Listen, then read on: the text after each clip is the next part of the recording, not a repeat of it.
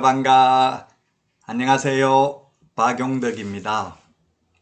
공인중개사법 하루 3문제 기출 보객이 시작하겠습니다. 여러분 시작하기 전에 먼저 구독, 좋아요, 알람 설정 해주시면 감사하겠습니다. 자, 그러면 23회 17번 문제 보도록 하겠습니다. 협회에 관한 설명으로 틀린 것입니다. 1번 협회는 서울특별시에 주된 사무소를 둘 의무가 없다.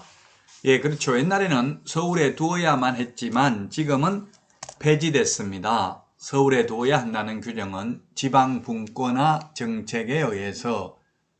따라서 1번은 맞는 내용이고요. 자, 다음은 2번 보겠습니다. 총회 의결 내용은 지체 없이 국토부 장관에게 보고해야 됩니다.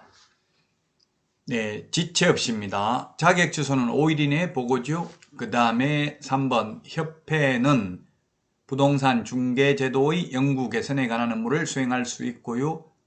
그 다음에 4번 협회는 지부를 설치한 때에는 할 때가 아니라 한 때에는 사후에 시도지사에게 신고해야 되고 지회는 등록관청에 신고를 해야 됩니다. 다 맞고요. 5번이 정답이 되겠네요. 틀린 정답 5번.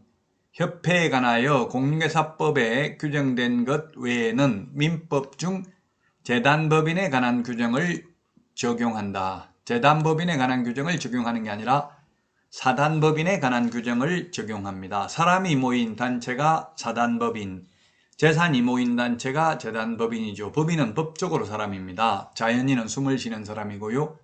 따라서 5번이 틀렸습니다. 사단법인에 관한 규정을 적용합니다. 비영리 사단법인에 해당이 됩니다. 자, 그래서 5번 민법 중 사단법인에 관한 규정을 적용하고요. 자, 다음 문제 보도록 하겠습니다. 포상금인데 포상금 시험에 한 문제 출제되죠. 부동산 거래 신고 등에 관한 법률 포상금하고 그 다음에 부동산 거래 신고 등에 관한 법률 포상금을 구분해서 정리를 하셔야 되겠습니다. 기억, 갑은 중개사무소를 부정한 방법으로 등록을 한 A를 고발하였으며 검사는 A를 기소중지 처분하였다. 기소중지, 불기소 처분, 무혐의 결정, 공소권 없음 하면 포상 못 받습니다. 네, 포상금 받는 것은 검사가 공소 제기를 하거나 기소유예 결정을 해야 포상금 받죠. 그 다음에 니은은 이중등록. 네, 이중등록은 포상금 지급 대상이 아닙니다. 이중등록은 포상금 지급 대상이 아니다. 포상금 지급 대상은 무, 부양, 공시, 예, 광시공시 이렇게 기억을 했죠. 7가지입니다. 포상금 지급 대상, 무등록, 부정한 방법으로 등록, 양도되어, 개업공개사가 아닌 자가 광고를 한 경우, 시세에 부당한 영향을 미치는 행위를 한 개업공개사 등, 공동중개, 왕따시키는 경우, 공동중개 제한하는 경우, 그 다음에 누구든지 시세에 부당한 영향을 미치는 행위를 한 자는 포상금 지급을 하지만 이중등록의 경우에는 포상금 지급 대상이 아닙니다.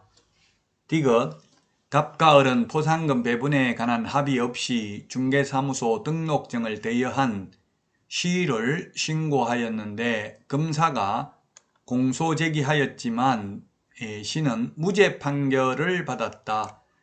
무죄 판결을 받아도 공소 제기, 즉 재판에 회부했다면 포상금은 지급해야 됩니다. 무혐의 결정, 검사가 무혐의 결정을 하면 포상금 지급하지 않습니다. 따라서 포상금을 지급해야 되는데요. 지금 같이 동시에 공동으로 신고했죠? 그러면 균등하게 배분합니다. 따라서 요건 갑과 을이 25만원씩 받게 되고요.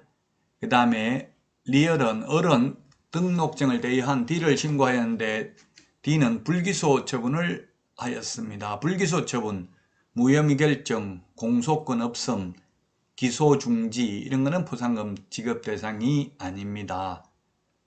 자, 그래서 정답은 1번이 되겠네요. 25만원씩 균등하게 배분하니까 공동으로 신고하는 경우 균분을 하니까 1번이네요. 이거 디귿만 포상금 지급 대상입니다. 디귿이 포상금 지급 대상인데 공동으로 신고를 했기 때문에 균등하게 배분합니다. 25만원씩 나머지는 포상금 지급 대상이 아닙니다. 1번이 정답이 되겠습니다. 네, 기소중지, 불기소 처분, 무혐의 결정 포상금 지급 대상 아니고요. 이중등록도 포상금 지급 대상이 아닙니다. 2인 이상이 공동으로 신고하면 균분, 2건 이상이 접수되면 최초로 신고한 자만 포상금 지급하죠. 불기소 처분 포상금 지급 대상이 아닙니다. 따라서 정답은 1번이 되겠습니다. 자, 다음은 정정신청입니다. 정정신청. 정정신청이 있고 변경신고가 있는데 정정신청은 처음부터 잘못 적은 것을 고치는 것을 정정신청 대상이라고 하죠. 자, 정정신청 대상이 아닌 것, 주민등록번호 정정 안 됩니다. 주민등록번호 이런 거는 주민등록번호 인적사항을 정정해버리면 계속 전매를 하고 불법 전매를 하고 맨 마지막에 산 사람 이름으로 정정을 할 수도 있겠죠. 가격도 정정이 안 되고요. 건물의 종류는 정정이 가능한데 토지의 종류는 정정이 안 되고요. 지목은 정정 가능하고 계약 조건이나 기한, 그 다음에 집은 정정이 안 됩니다. 정정되는 것은 리얼 하나만 정정이 가능한 내용이네요. 리얼. 토지 지목만 정정이 가능합니다. 토지 지목. 토지 지목만 정정이 가능합니다.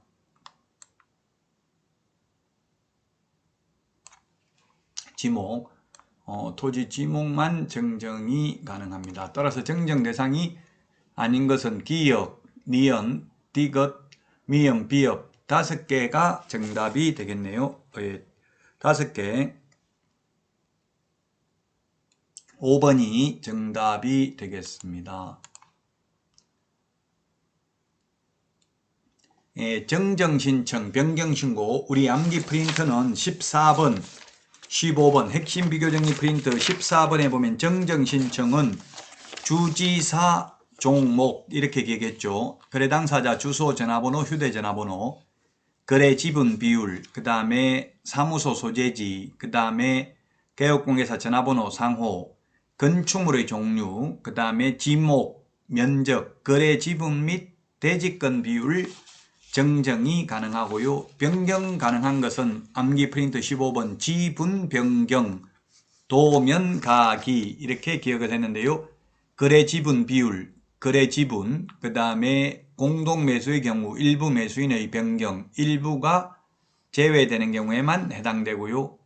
그 다음에 거래대상 부동산 등이 다수인 경우 일부 부동산 등의 변경 역시 일부가 제외되는 경우에만 해당이 되고요. 중도금 및 잔금 지급일, 그 다음에 거래대상 부동산 등의 면적 변경, 그 다음에 거래 가격 변경 가능합니다. 가격 중에서 공급가액 또는 옵션 비용은 전자문서로 불가능하죠. 계약 조건이나 기한도 변경이 가능합니다. 따라서 정정, 변경 모두 다 가능한 것은 거래 지분 비율, 면적입니다. 정정은 처음부터 잘못 적은 것을 고치는 것을 정정이라 하고요. 변경은 추후 합의에 의해서 변경하는 경우를 말합니다. 따라서 변경은 등기법에 따른 등기 신청 전에만 변경 신고할 수 있습니다. 여러분 많은 도움 되셨나요? 도움 되셨다면 구독, 좋아요, 알람 설정 해주시면 감사하겠습니다. 수고 많이 하셨습니다. 다음 시간에 다시 찾아뵙겠습니다. 여러분 안녕히 계십시오. 안녕.